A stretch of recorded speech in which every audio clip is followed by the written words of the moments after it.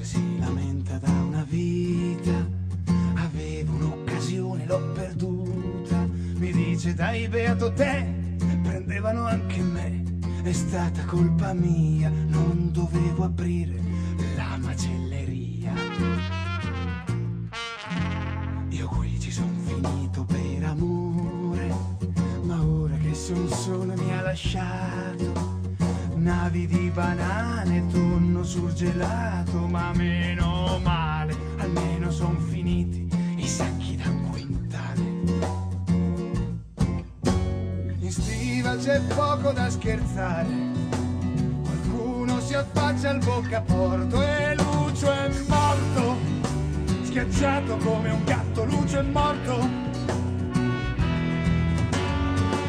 Son balene poco allegre che si arenano nel porto.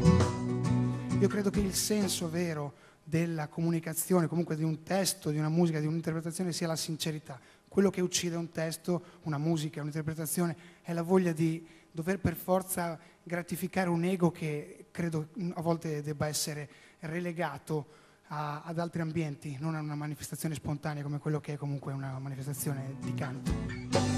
Così la vita più non ci appartiene, rapita qui nel ventre delle navi, miniere e mostri sacri, tra sole, neve e pioggia, e intanto lavoriamo, ma come fanno gli schiavi, no, non ci lamentiamo. Sospeso in questa vita da precario, contento di portare la pelle a casa, e questo è il mio salario. Non scherzo, sono serio, la vita appesa al filo di una gru. L'amianto estiva spunta e fa cucù, cucù, cucù. In stiva c'è poco da scherzare, qualcosa si affaccia al boccaporto e Lucio è morto, schiacciato come un gatto. Lucio è morto.